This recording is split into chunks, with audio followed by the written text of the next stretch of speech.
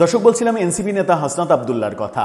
এনসিপির যে কয়জন শীর্ষ নেতা হাসনাত, সার্জিস, নাসিরুদ্দিন পাটোয়ারি, এই তিনজনই তো মূলত প্রতি মুহূর্তে, এমনকি ঘুমে স্বপনের মধ্যেও মুজিববাদের কবর রচনা করে, আওয়ামী লীগের কবর রচনা করে, বঙ্গবন্ধুর কবর রচনা করে এবং ৩২ নাম্বার বঙ্গবন্ধুর বাড়ি ভাঙার পেছনে অন্যতম ইন্ধনদাতা এরা, সাথে সাবেক উপদেষ্টা আসিফ মাহমুদ সজীব ভুঁইয়া।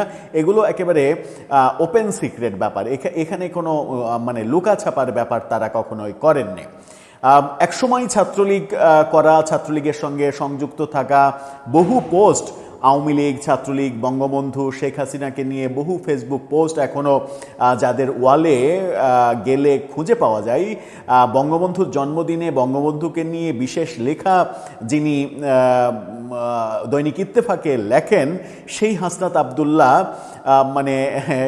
তিনি কেন আওয়ামী লীগের বাড়িতে গেলেন, প্রশ্নটা উঠেছে এবং প্রশ্নটা জুলাই যোদ্ধাদের মনেও উঠেছে। জুলাই যোদ্ধারা তারা গিয়ে ওই বাড়ি থেকে যখন বেরিয়েছেন তখন হাসনাত আবদুল্লাহকে ঘিরে ধরেছেন, জবাব চেয়েছেন।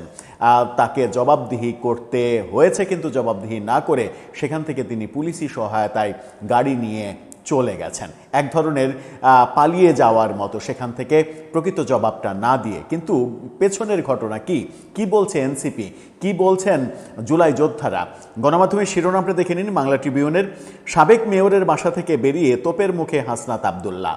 চট্টগ্রামের সাবেক মেয়র মঞ্জুর আলম, যিনি বিএনপি থেকে মেয়র নির্বাচিত হয়েছিলেন, পরবর্তীতে আওয়ামী লীগে যোগ দিয়েছিলেন এবং আওয়ামী লীগের কাছ থেকে মনোনয়ন চেয়ে মেয়র নির্বাচন, সংসদ নির্বাচন, কোনো নির্বাচনেই মনোনয়ন পাননি, কিন্তু আওয়ামী লীগের রাজনীতির সঙ্গে যুক্ত তিনি। কি বলা হচ্ছে চট্টগ্রাম সিটি কর্পোরেশনের সাবেক মেয়র মঞ্জুর আলমের সঙ্গে সৌজন্য সাক্ষাৎ করতে গিয়ে জুলাই যোদ্ধাদের তোপের মুখে পড়েছেন এনসিপি নেতা এবং কুমিল্লা 4-এর এমপি হাসনাত আবদুল্লাহ। আজকে নগরের কাট্রলি এলাকায় মঞ্জুর আলমের বাসভবনে গিয়ে সাক্ষাৎ করেন তিনি। খবর পেয়ে মঞ্জুর আলমের বাসভবনের সামনে অবস্থান নেন একদল লোক। তারা নিজেদের জুলাই যোদ্ধা বলে পরিচয় দেন। তারা বেশ কিছুক্ষণ হাসনাত আবদুল্লাহকে ঘিরে রাখেন এবং বিভিন্ন প্রশ্ন করেন। এ সময় তাদেরকে শান্ত করার চেষ্টা করেন হাসনাত। প্রত্যক্ষদর্শী কয়েকজন জানিয়েছেন, সাক্ষাৎ শেষে হাসনাত আবদুল্লাহ ওই বাসা থেকে বের হওয়ার পর তাকে নানা প্রশ্ন করেন জুলাই যোদ্ধারা। এর মধ্যে সামাজিক যোগাযোগ মাধ্যমে ছড়িয়ে পড়া ভিডিওতে দেখা যায় মঞ্জুর আলমের বাসার সামনে হাসনাত আবদুল্লাহকে ঘিরে কয়েকজন ব্যক্তি দাঁড়িয়ে আছেন। এ সময় একজন হাসনাত আবদুল্লাহকে প্রশ্ন করেন, আপনি আওয়ামী লীগের দোসরের বাসায় কাজ কি আপনার? আপনি একজন জুলাই যোদ্ধা, সংসদে দাঁড়িয়ে আওয়ামী লীগ নিষিদ্ধ করার কথা বলছেন, তাহলে আওয়ামী লীগের দোসরের বাসায় কেন আপনি? আরেকজন জানতে চান, কেন আপনি স্বৈরাচারের দোসর হিসেবে অভিযুক্ত ব্যক্তির সঙ্গে বৈঠক করতে এসেছেন? পরীক্ষিত দোসরের সঙ্গে সাক্ষাতের উদ্দেশ্য কী এবং আওয়ামী লীগের একজন নেতার বাসায় উপস্থিতির কারণ কি? একই সঙ্গে তারা বিভিন্ন স্লোগান দিতে থাকেন। এ সময় হাসনাত তাদেরকে হাত নাড়িয়ে শান্ত করতে চেষ্টা করেন। পরে একজন এসে বিক্ষুব্ধ ব্যক্তিদের সরে যেতে বলেন। প্রত্যক্ষদর্শীরা বলেন যে সাবেক মেয়রের বাসায় উপস্থিত হচ্ছেন, এই খবর পেয়ে তারা সেখানে জটলা করেন।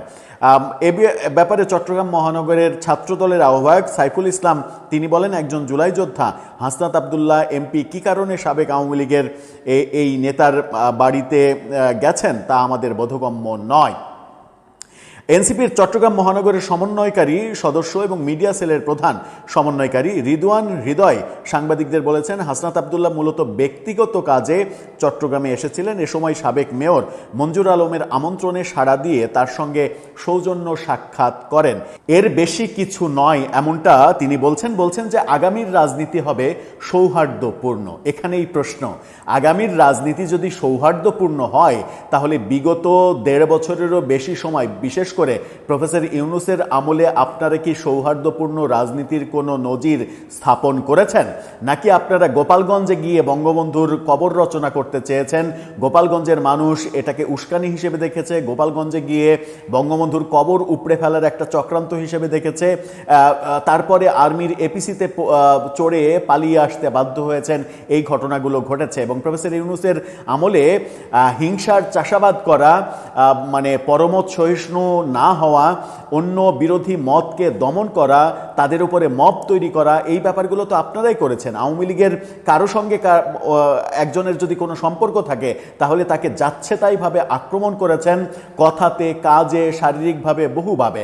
আজকে যখন আপনি আওয়ামী লীগের এই নেতার বাড়িতে গেলেন তখন মানে কৈফিয়তে বলছেন যে আগামীর রাজনীতি হবে সৌহার্দ্যপূর্ণ রাজনীতি, এটা সৌজন্য ব্যক্তিগত সাক্ষাৎ ছিল। আওয়ামী লীগ নেতার সঙ্গে আপনার কি ব্যক্তিগত সাক্ষাৎ থাকতে পারে? অন্যের বেলায় আওয়ামী লীগ হয়ে যাবে ফ্যাসিস্ট, আর আপনার বেলায় সৌহার্দ্যপূর্ণ সম্পর্ক আপনি তৈরি করবেন, এই দ্বিচারিতা রেখে তো রাজনীতি করা যাবে না। এখন মানে শোনা যাচ্ছে যেটা, সাবেক মেয়র মঞ্জুর আলম বলেছেন সংসদ সদস্য এনসিপি নেতা হাসনাত আবদুল্লাহ চট্টগ্রামে এসেছিলেন, পরে তিনি আমার বাসায় আসেন, বাসায় তার সঙ্গে সৌজন্য সাক্ষাৎ হয়েছে, এর বেশি কিছু নয়। কিন্তু বিভিন্ন দিকে শোনা যাচ্ছে যে আসন্ন যে সিটি কর্পোরেশন নির্বাচন, চট্টগ্রামের সিটি কর্পোরেশন নির্বাচন, সেখানে এই মঞ্জুর আলমকে এনসিপির প্রার্থী করার ব্যাপারে এদের মধ্যে আলোচনা হওয়ার জন্যই চট্টগ্রামে ছুটে গিয়েছিলেন হাসনাত আবদুল্লাহ এবং ছুটে গিয়ে সেই বৈঠকটা করেছেন। আমার মনে হয় যে চরম একটা বোকামি হয়েছে তার। ব্যাপারটা বৈঠকের ব্যাপার থাকলে ওই মঞ্জুর আলমকেই ঢাকায় ডাকতেন, কোনো একটা জায়গায় গোপনে মিটিং করতেন, এরকম পরিস্থিতি ফেস করতে হতো না। প্রতি মুহূর্তে গত 20-21 মাস আওয়ামী লীগকে ফ্যাসিস্ট, আওয়ামী লীগের সঙ্গে কারো সম্পর্ক থাকলে তাকে আওয়ামী লীগের দোসর, মুক্তিযুদ্ধের পক্ষে কেউ কথা বললে ফ্যাসিস্টের দোসর, সাংবাদিক, বুদ্ধিজীবী, কলামিস্ট, বিশ্লেষক, কাউকে আপনারা বাদ দেননি। কিন্তু নিজের বেলায় যখন এটা প্রয়োজন হলো তখন আওয়ামী ফ্যাসিস্ট হয়ে গেল, অনেক বেশি প্রয়োজনীয় এবং ব্যক্তিগত সম্পর্কের ব্যাপার হয়ে গেল। এনসিপির পক্ষ থেকে রাতে এক সংবাদ বিজ্ঞপ্তিতে বলা হয়েছে, বৈঠকে তারা দেশের চলমান রাজনৈতিক পরিস্থিতি, জনসম্পৃক্ততা বৃদ্ধি এবং ভবিষ্যৎ সাংগঠনিক বিভিন্ন কার্যক্রম নিয়ে বিস্তারিত মতবিনিময় করেন। বৈঠকে উভয় নেতাই আগামী দিনে পারস্পরিক সহযোগিতা অব্যাহত রাখার বিষয়ে আশাবাদ ব্যক্ত করেন। থলের বিড়াল বেরিয়ে গেছে। আওয়ামী লীগের দোসরের সঙ্গে, আওয়ামী লীগের নেতার সঙ্গে কি দ্বিপাক্ষিক মিটিং হবে? কেন আওয়ামী লীগের নেতার সঙ্গে, এই ফ্যাসিস্টের সঙ্গে আপনি জনসম্পৃক্ততা বৃদ্ধি, রাজনৈতিক পরিস্থিতি, ভবিষ্যৎ সাংগঠনিক বিভিন্ন কার্যক্রম, এগুলো নিয়ে মতামত মানে আদান প্রদান করবেন? তার মানে আওয়ামী লীগ যখন আপনার এনসিপি করবে তখন সে আর ফ্যাসিস্ট না, আগামীতে তাকে এনসিপি করানোর যে প্রক্রিয়া চলছে সেই প্রক্রিয়ায় সে আর ফ্যাসিস্ট থাকবে না। যেমনটা এই হাসনাত আবদুল্লাহ, যিনি এখন এনসিপির ডাকসাইটি নেতা এবং এমপি, তিনি যে একসময় ছাত্রলীগ করতেন এবং আওয়ামী লীগ, বঙ্গবন্ধু, শেখ হাসিনা এগুলো নিয়ে ফেসবুক পোস্ট, পত্রিকায় লেখালেখি, সাক্ষাৎকার, এই ব্যাপারগুলো করেছেন, যেগুলো তাদের ফেসবুক ওয়ালেই এখনো পাওয়া যায়। তার মানে তারা তাদের বেলায় এই ব্যাপারটা প্রযোজ্য নয়। তারা একসময় যে আওয়ামী লীগ করতেন সেগুলো দোষের কিছু নয়, কিন্তু তাদের বিপক্ষে যদি আওয়ামী লীগের সমর্থক কেউ থাকে সে হচ্ছে ফ্যাসিস্ট। তার পক্ষে যদি চলে যায় সে আর তখন ফ্যাসিস্ট না, সে হয়ে যায় পুত পবিত্র। হজ করে এসে মানুষ যেমন একেবারে নিষ্কলুষ চরিত্রবান হয়ে যায়, তেমনি পুত পবিত্র হয়ে যায়। এই দ্বিচারিতা মানে এই দ্বিচারিতা কোনোভাবেই সম্ভব নয়। গণমাধ্যম যেটা বলছে মানে প্রত্যাশিতও নয়, এই দ্বিচারিতা কোনোভাবে প্রত্যাশিত নয় এবং এটা কাম্য নয়। এই দ্বিচারিতা করে রাজনীতিতে খুব বেশি দূর আগানো যাবে না। গণমাধ্যম যেটা বলছে সেটা হচ্ছে যে 2018 সালে অনুষ্ঠিত একাদশ জাতীয় সংসদ নির্বাচনে চট্টগ্রামের একটি আসন থেকে আওয়ামী লীগের মনোনয়ন চেয়েছিলেন মঞ্জুর আলম, তখন তিনি পাননি। 2020 সালে সিটি কর্পোরেশন নির্বাচনে মেয়র পদে আওয়ামী লীগের ফর্ম কেনেন, তখনও তাকে মনোনয়ন দেননি। এর আগে তিনি একসময় বিএনপি করতেন, বিএনপির মানে হয়ে নির্বাচন করে এবিএম মহিউদ্দিন, চট্টগ্রামের যে আওয়ামী লীগের ডাকসাইটে নেতা, তাকে পর্যন্ত পরাজিত করেছিলেন। বেশ জনপ্রিয়তা রয়েছে। এখন এনসিপি তাকেই ঢাল হিসেবে ব্যবহার করার চেষ্টা করছে চট্টগ্রাম সিটি কর্পোরেশনে, এরকমটাই গণমাধ্যম ইঙ্গিত দিচ্ছে। এবং মানে এনসিপির যে সংবাদ বিজ্ঞপ্তি, সেই সংবাদ বিজ্ঞপ্তিও প্রমাণ করে যে মঞ্জুর আলমের সঙ্গে রাজনৈতিক মিটিং হচ্ছিল। একজন ফ্যাসিস্টের সঙ্গে কিসের রাজনৈতিক মিটিং হয়? তাহলে কি আপনারা ভুলে গেলেন যে এতদিন আপনারা সৌহার্দ্যপূর্ণ রাজনীতি করেননি? এখন যেটা বলছেন যে আগামী দিনের রাজনীতি হবে সৌহার্দ্যপূর্ণ। দর্শক, আপনার কাছে এই দ্বিচারিতা কেমন লাগছে? আপনার মতামত জানিয়ে লিখতে